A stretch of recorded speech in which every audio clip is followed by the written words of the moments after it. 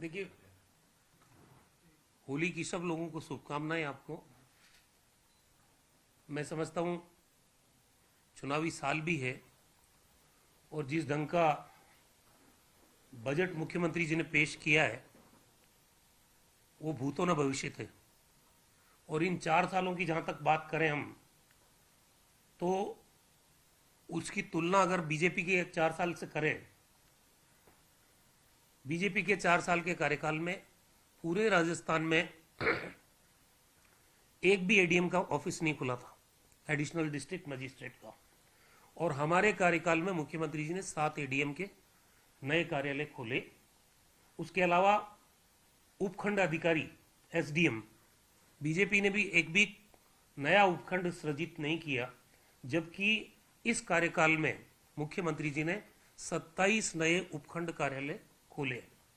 साथ में अगर तहसीलों की बात करें तो बीजेपी के राज में 4 साल में 17 तहसीलें नई बनी थी और कांग्रेस में मुख्यमंत्री जी ने 61 नई तहसील बनाई है। उप तहसील की बात हो तो बीजेपी के टाइम में 4 नई उप तहसील बनी थी 4 साल के अंदर, और कांग्रेस के शासनकाल में 74 नई उप तहसीलें बनी है।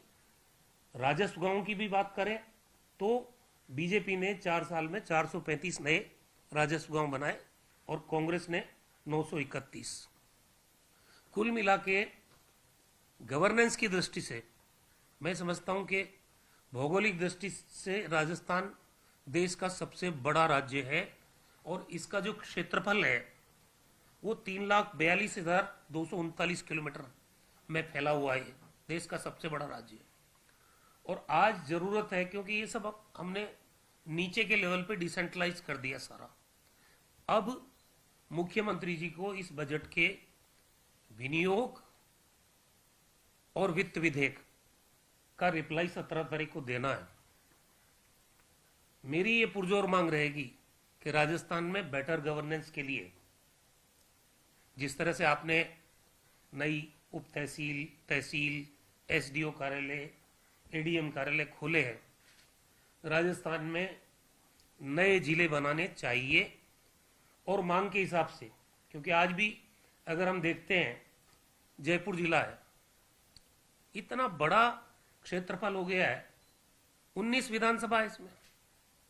अलवर जिले में 11 विधानसभा है, नागौर जिले में 10 विधानसभा है, अजमेर जिले में 8 विधानसभा है, और कोई विधानसभा क्षेत्र, कोई जिला ऐसा है जिसमें 3 विधानसभा है, 1.5 विधानसभा है, 4 विधानसभा है, 5 विधानसभा है।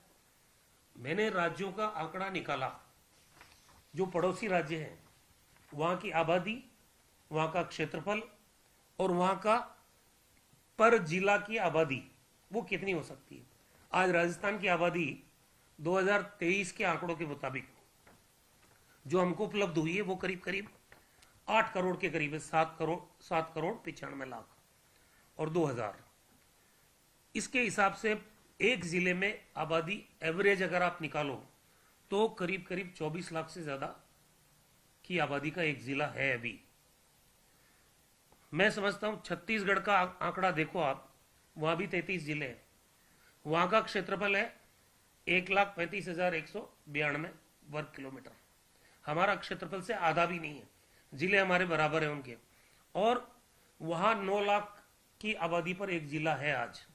इसी तरह से गुजरात, वो एरिया में क्षेत्रफल वाइज हमसे 1.5 लाख किलोमीटर कम है, लेकिन गुजरात में भी 33 जिले हैं। इसी तरह से हरियाणा, वहां पे 13 लाख की आबादी पे एक जिला है। मध्य प्रदेश 55 जिले हैं वहां पे, वहां 15 लाख की आबादी पे एक जिला है। मेरा ये कहना है कि राजस्थान में भी अब समय आ गया है जब मांग के हिसाब से और भौगोलिक परिस्थिति को देखते हुए नए जिले बनाने चाहिए। 2008 से 13 के बीच में इसी तरह की मांग जब आई सामने, क्योंकि जिले बनाने की मांगे राजस्थान के अलग अलग अंचल से बहुत लंबी समय से चली आ रही है, तब मुख्यमंत्री हमारी पार्टी के थे अशोक गहलोत जी, उन्होंने जीएस संधू के नेतृत्व में एक कमेटी गठित की। तब भी लोगों ने ज्ञापन दिए, वो टेन्योर पूरा हो गया। फिर 5 साल बीजेपी की सरकार रही, वो टेन्योर पूरा हो गया। अब गहलोत साहब की सरकार बनी, रामलुभाया कमेटी बनी। रामलुभाया कमेटी के पास भी बहुत सारे आवेदन पेंडिंग है विचारार्थ। सरकार बोल रही है कि उनकी रिपोर्ट नहीं आई। मेरी पहली मांग तो यह है कि चाहे जीएस संधू की कमेटी की रिपोर्ट हो, चाहे रामलुभाया की कमेटी की रिपोर्ट हो, वो रिपोर्ट तत्काल सरकार मंगाए और जब मुख्यमंत्री जी जवाब दें विधानसभा में, उससे पहले ये तैयारी सरकार की हो कि हम राजस्थान में कुछ नए जिले बने जो मांग के हिसाब से और गुड गवर्नेंस के हिसाब से जायज मांग लगती है। और मुझे उम्मीद है कि मुख्यमंत्री जी इसको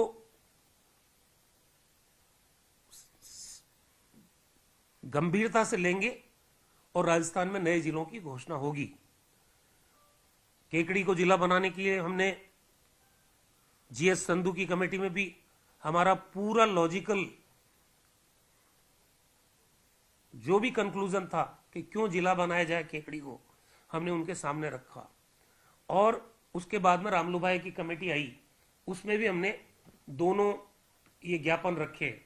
ये तो 2012 का ज्ञापन है, ऐसा नहीं है कि हम कोई अभी मांग कर रहे हैं कि 2012 में ये जीएस संधू की कमेटी को ज्ञापन दिया था और ये रामलुभाया जी की कमेटी को अभी 2022 में भी हमने पूरा ज्ञापन दिया और उसमें पूरा भौगोलिक परिस्थिति को देखते हुए इस ज्ञापन को हमने उनको दिया था।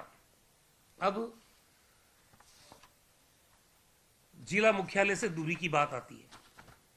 शहर कितना बड़ा हो या छोटा हो ये मायने नहीं रखता। सवाल ये है कि लोगों को, कई कई जिले ऐसे हैं जहां पर कलेक्टर पूरे 5 साल में एक बार भी नहीं जा पाते हैं, एसपी नहीं जा पाते हैं। उस भौगोलिक परिस्थिति क्या है, जिला मुख्यालय से उसकी दूरी क्या है, वो संवेदनशील क्षेत्र है कि नहीं है, वहां डेवलपमेंटल एक्टिविटीज कितनी है, आपराधिक गतिविधियां कितनी है, उसको नियंत्रण करना है। तो मेरा ये मानना है कि डिस्टेंस वाइज आज भी केकड़ी कोटा से देखो, जयपुर से देखो, भीलवाड़ा से देखो, अजमेर से देखो, 100 किलोमीटर से ज्यादा की दूरी पर आता है आज भी।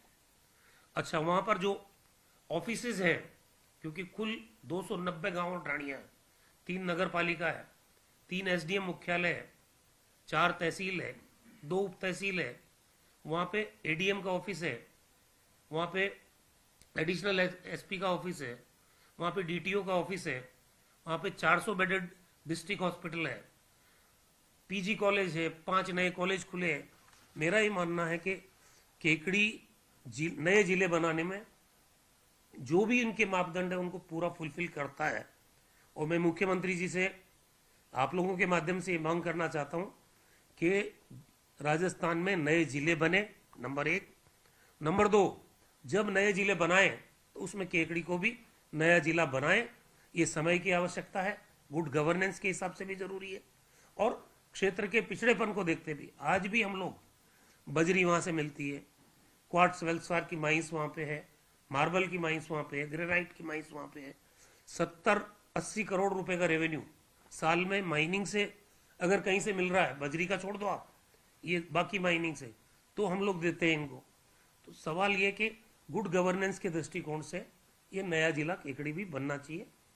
यही मैं आपके माध्यम से सरकार से भी और मुख्यमंत्री जी से मांग रखता हूँ। चुनावी साल है और नए जिलों की भी मांग है। आपको लगता है इन तमाम चीजों के बाद कांग्रेस पार्टी चुनाव जीतने इस बार सक्षम हो पाएगी, रिवाज बदलेगा राजस्थान में? 100% बदलेगा, क्योंकि आंकड़े बोल रहे हैं कि राजस्थान में जिस तरह का बजट आज पिछले 4 साल से लगातार, यही बजट नहीं है, ये तो लोग कह सकते हैं कि चुनावी बजट है, लेकिन इससे पहले वाला बजट देखो, उससे पहले वाला बजट देखो और उससे भी पहले वाला, चारों बजट हमारे शानदार है। मैंने आपको बताया कि जिस तरह से गवर्नेंस अच्छी होती है उसके हिसाब से उप तहसील, तहसील, एसडीएम ऑफिस, एडीएम ऑफिस, जिला स्तर के कार्यालय, जिला अस्पताल, 21 नए जिला अस्पताल खोले, उप जिला चिकित्सालय खोले, सीएससी, पीएससी, अंबार लग गया इसका, नई पंचायत समितियां बनी है। तो विकेंद्रीकरण हुआ है सत्ता का। अब सिर्फ एक ही चीज है कि ये सब ग्राउंड पे तो सारा काम हो चुका है। जैसे ही नए जिले बनेंगे, मेरा दावा है कि राजस्थान में फिर से कांग्रेस पार्टी की सरकार रिपीट होगी और अच्छे मार्जिन से हम लोग सरकार में आएंगे एक नए उत्साह के साथ, क्योंकि लंबे समय से लोग मांग कर रहे हैं कि हमारे क्षेत्र को जिला बनाया जाएगा, लेकिन फैसला पिछले 15 साल से तो मैं देख रहा हूं कोई नया जिला बना नहीं है और मांग लगातार उठती आ रही है। तो पड़ोसी राज्यों को भी देख लें हम, उत्तर प्रदेश में 75 जिले हैं, छोटे छोटे राज्यों ने अपने जिलों के सीमांकन किया है और नए जिले बनाए हैं। अभी रायपुर हम जाके आए थे, रायपुर और दुर्ग के बीच में 40 किलोमीटर की दूरी है, तो वहां तो डिस्टेंसेस भी मायने नहीं रखती है। तो छत्तीसगढ़ जैसे छोटे राज्य में 33 जिले बन सकते हैं, और राजस्थान जो देश का सबसे बड़ा जिला राज्य है वहां भी 33 जिले हों, फिर गुड गवर्नेंस की कल्पना कैसे कर सकते हैं। तो ये जो कुछ बजट में किया है उसका लाभ आम व्यक्ति तक पहुंचाने के लिए राजस्थान में नए जिले बनना बहुत जरूरी है। और उसके लिए क्योंकि मैं केकड़ी का प्रतिनिधि हूं और वहां भी लंबे समय से मैंने आपको बताया कि 2012 में हमने संधू कमेटी के सामने ज्ञापन दिया और 2022 में हमने रामलुभाया कमेटी के सामने ज्ञापन दिया। लंबे समय से उस इलाके के लोगों की ये मांग है। 100 किलोमीटर की परिधि में कोई जिला हेडक्वार्टर नहीं है, तो भौगोलिक दृष्टिकोण से हक भी बनता है। और मुझे उम्मीद है कि मुख्यमंत्री जी जब नए जिलों की घोषणा करेंगे तो उसमें केकड़ी भी शामिल होगा। 50 से 60 नए जिलों की अलग अलग जगह से डिमांड है, तो कितनी फिजिबिलिटी है जो आप कह रहे हैं कि देखिए, मैं मांग करना वो अपने आप में एक अलग बात है, लेकिन मैंने आपको उदाहरण दिए। जब हमने राज्य का जो भी हमारा प्रशासनिक अमला है उसका विकेंद्रीकरण किया 4 साल के बजटों में, जब आपके एसडीएम ऑफिस नए खुल सकते हैं तो कलेक्टर ऑफिस क्यों नहीं खुल सकता। और मांग तो आती रहती है, मांग का जस्टिफिकेशन, क्योंकि मांग के साथ ये 20 पेज का जस्टिफिकेशन भी है, इसीलिए तो कमेटियां बनती है। तो भाई संधू कमेटी का क्या निर्णय है, रामलुभाया कमेटी का क्या निर्णय है, उनका क्या सोच है। उसके अलावा आप पड़ोसी राज्यों को देख लो, वहां भी कोई आधार लिया होगा उन्होंने जिले बनाने का, तो वो उसकी स्टडी भी हो जाए। और नए जिले, क्योंकि ये सही समय आ गया, अब 15 साल से लगातार मांग उठ रही है। मैं नहीं कहता कि जितनी मांग आई उतने जिले खोल दो, लेकिन जो जस्टिफाइड है वो जिले खुलने चाहिए भी। आपने कहा कि संधू कमेटी की भी रिपोर्ट नहीं आई, रामलुभाया कमेटी की भी नहीं आई, तो इन कमेटियों को कोई जस्टिफिकेशन तो होना चाहिए। जब नई कमेटी बन गई तो पुरानी कमेटी की भी स्टेटस रिपोर्ट तो आई, जिससे आधार पता लगे कि किन आधारों पर की जाएगी अनुशंसा। जनता को भी पता लगना चाहिए कमेटी के ऊपर खर्च। मैं यही मांग कर रहा हूं कि जब 2012 में जीएस संधू की कमेटी बनी, उन्होंने क्या काम किया राजस्थान में जिलों के विकेंद्रीकरण करने के मामले में, और रामलुभाया कमेटी का भी गठन काफी समय हो गया। तो इनकी रिपोर्ट आ जानी चाहिए। और मुख्यमंत्री जी से मैं मांग भी करता हूं कि आप विनियोग और वित्त विधेयक का जब जवाब दो 2023 का, उससे पहले रिपोर्ट मंगा के और ये नए जिले बनाने का फैसला करो। ये फैसला राजस्थान के हित में होगा, गुड गवर्नेंस के लिहाज से, जो कि सरकार का मूल मंत्र है। जो भी हमारी फ्लैगशिप योजनाएं हैं, जो भी हमारी सामाजिक सरोकार की योजनाएं हैं, जो बजट में हमने घोषणा की है, उनके इम्प्लीमेंटेशन को सुनिश्चित करने के लिए नए जिले बनना बहुत जरूरी है। और नए जिलों के साथ राजस्थान का सर्वांगीण विकास भी सुनिश्चित हो सकेगा। लीडरशिप को लेकर के भी आपका क्या नजरिया देखा जाए पार्टी के अंदर की, क्या लीडरशिप में मांग और आपूर्ति गड़बड़ाई हुई है, क्राइसिस है, क्या स्थिति है, क्लियरनेस नहीं है, क्या सोचता है कार्यकर्ता? नहीं, देखिए, जहां तक जनता का सवाल है, पब्लिक में बहुत अच्छा मैसेज है। जितने काम हमारी सरकार ने किए हैं, आम आदमी ये सोचता है कि ये सरकार रिपीट होनी चाहिए। आप सारी योजनाओं को देख लो, आप 25 लाख का बीमा, स्वास्थ्य बीमा योजना, मुख्यमंत्री स्वास्थ्य बीमा योजना, 10 लाख का आपका एक्सीडेंटल बीमा, 1000 रुपये किसान के खाते में, किसान का बिजली का बिल, 100 यूनिट आम उपभोक्ता का बिल, 500 रुपये में गैस का सिलेंडर। मैं समझता हूँ कोई कसर छोड़ी नहीं है। जनता खुश है इस सरकार से।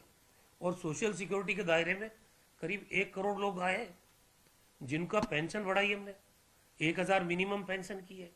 तो एक एक आदमी को साधने की कोशिश की है। चाहे वो विधवा हो, परित्यक्ता हो, विकलांग हो, या और समाज का कोई तबका हो, किसान हो, नौजवान हो, किसी को बजट में जो रिलीफ मिल सकता है सबको देने की कोशिश की है। मैं समझता हूं कोई कारण नहीं है, लेकिन आम आदमी तक ये पहुंचे कि सरकार के फैसले की जानकारी आम व्यक्ति तक पहुंचे। अब उसके लिए मैं समझता हूं कि प्रशासनिक अमले में कुछ नए जिले जुड़ने चाहिए, उससे हमारे को फायदा मिलेगा। ब्यावर भी अजमेर जिले में आता है, उसकी बहुत पुरानी मांग है। केकड़ी को देखिए, केकड़ी के जिला बनने की मांग में हम ये कतई नहीं करें कि ब्यावर जिला नहीं बने। ब्यावर का जो सराउंडिंग एरिया है वो बिल्कुल अलग है। ब्यावर में जैतारण है, बीम है, ब्यावर है, वो एरिया अलग पड़ता है। केकड़ी बॉर्डर पे है अजमेर जिले के, टोंक जिले से बॉर्डर लगता है, भीलवाड़ा जिले से हमारा बॉर्डर लगता है। तो ये भौगोलिक परिस्थिति दोनों की अलग है, और मैं किसी मांग का विरोध नहीं कर रहा हूँ। ब्यावर भी अगर जिला बनता है हम उसका स्वागत करेंगे। हमारी मांग तो केकड़ी को जिला बनाने की है।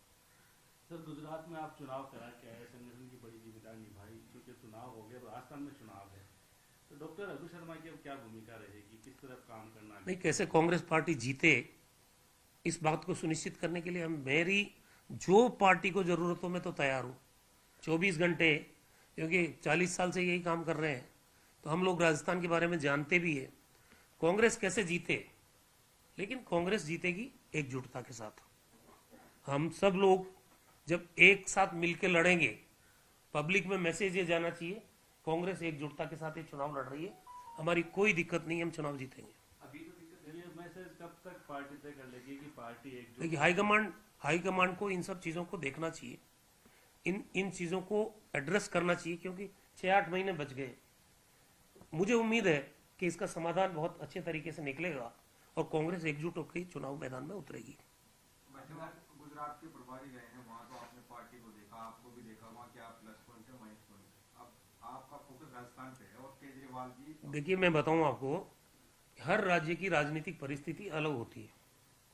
वहाँ तो MIM भी गया था, केजरीवाल जी भी गए थे, और वो इससे पहले जब म्यूनिसिपल इलेक्शंस हुए थे तब से वहाँ सक्रिय है। राजस्थान की परिस्थिति, पॉलिटिकल परिस्थिति अलग है, हर राज्य की परिस्थिति अलग है।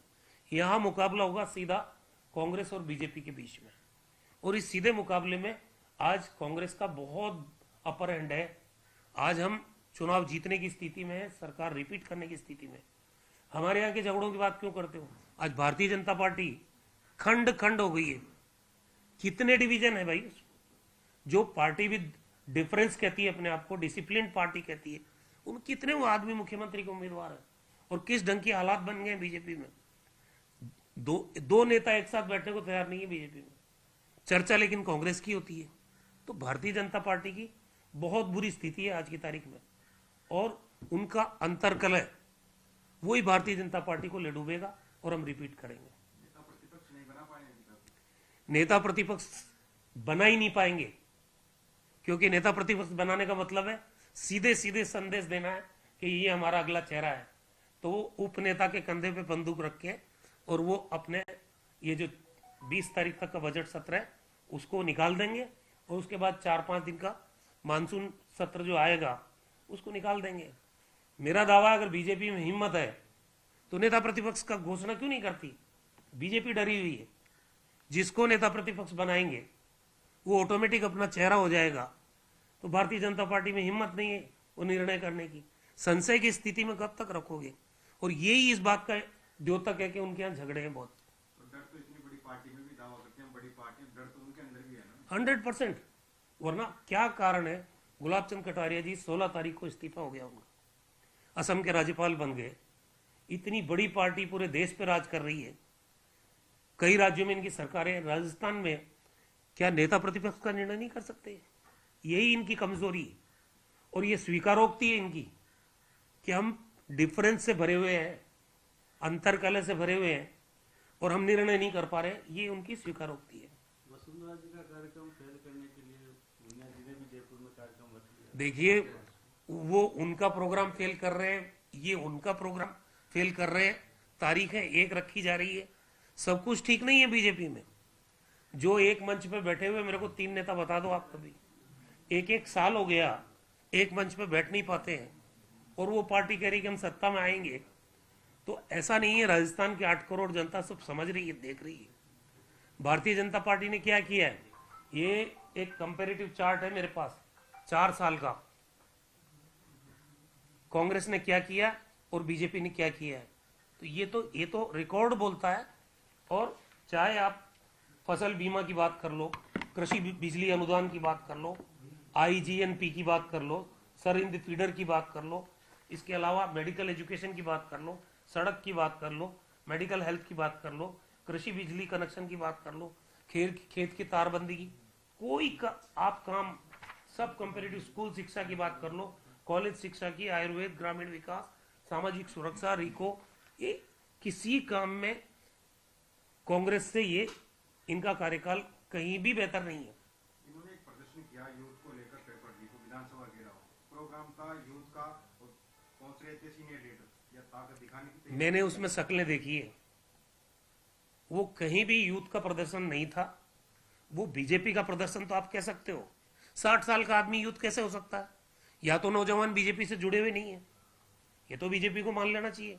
यूथ के नाम पे आप प्रदर्शन कर रहे हो, 60-60 साल के, 50-50 साल के लोगों को लेके आप आते हो।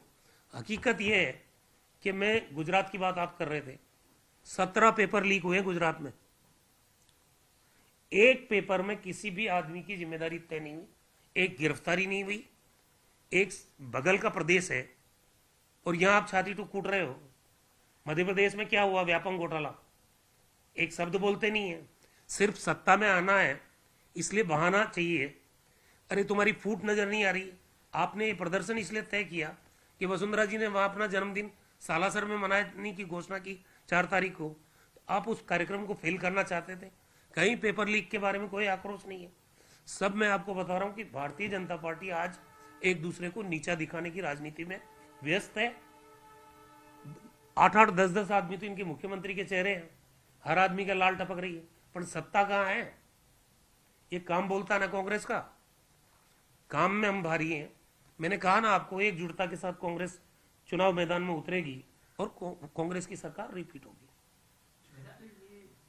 राजेंद्र राठौड़ और बीजेपी के दूसरे नेता जो वीरांगनाओं के मामले में ज्ञापन देने गए हैं राज्यपाल को, मुख्यमंत्री अपना स्टैंड क्लियर कर चुके हैं। आप मेरे को बताइए कि किरोड़ीलाल मीणा जी, उनका एजेंडा अलग चलता है, भारतीय जनता पार्टी की प्रदेश इकाई वो उससे नाइतफाकी रखते हैं। इनका स्टैंड खुद का बीजेपी एज ए होल कोई क्लियर नहीं है, और ज्यादा राजभवन जाने से राजभवन में बैठा देते हैं वो लोग। तो राठौड़ साहब तो अब करे भी क्या? मैं तो ये चाहता था, 7 बार के विधायक है, बीजेपी को अपने आप स्वाभाविक नेता वही है, उनको नेता प्रतिपक्ष बना देना चाहिए, झगड़ा ही नहीं है। या राजभवन में बैठा दिया राजभवन, और नहीं बनाते हो नेता प्रतिपक्ष, तो फिर तो राजभवन के अलावा कोई दूसरी चीज है ही नहीं। मतलब वीरांगनाओं वाला डेडलॉक टूट नहीं रहा है, रक्षा मंत्री ने भी फोन कर दिया, मल्लिकार्जुन खड़गे ने भी बात कर ली, सीएम अपना स्टैंड क्लियर कर चुके हैं, कैसे? अबे जब मुख्यमंत्री जी ने अपना स्टैंड क्लियर कर दिया तो सारी चीज क्लियर ही है ना। कैसे टूटेगा? नहीं, सवाल यह है कि जो नियम हमने बना रखे हैं उन नियमों के तहत ही तो कल भी सारी चीज उन्होंने क्लियर कर दी थी।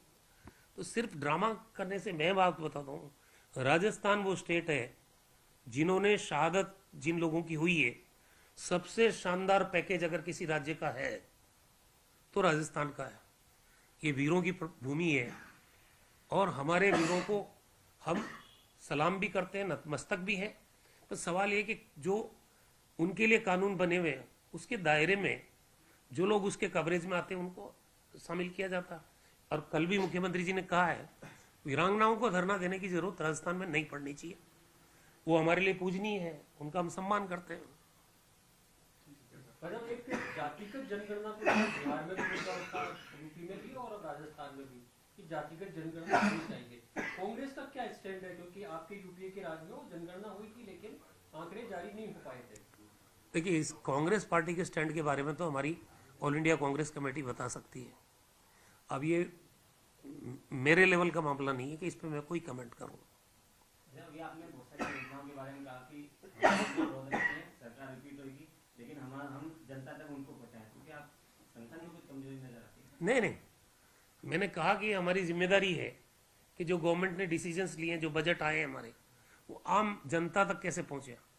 दो पहलू है इसमें, एक पार्टी का कार्यकर्ता और एक एडमिनिस्ट्रेटिव सेटअप। उसी के लिए मैंने कहा कि नए जिले बनाओ, ताकि आपकी योजनाओं को ब्यूरोक्रेसी भी और आपका पार्टी का कार्यकर्ता भी, दो पहिए हैं, ये मिल के पहुंचे लोगों तक। तो गुड गवर्नेंस का मैसेज आम जनता तक, जिसके लिए हमने फैसले किए, उस तक पहुंचना चाहिए।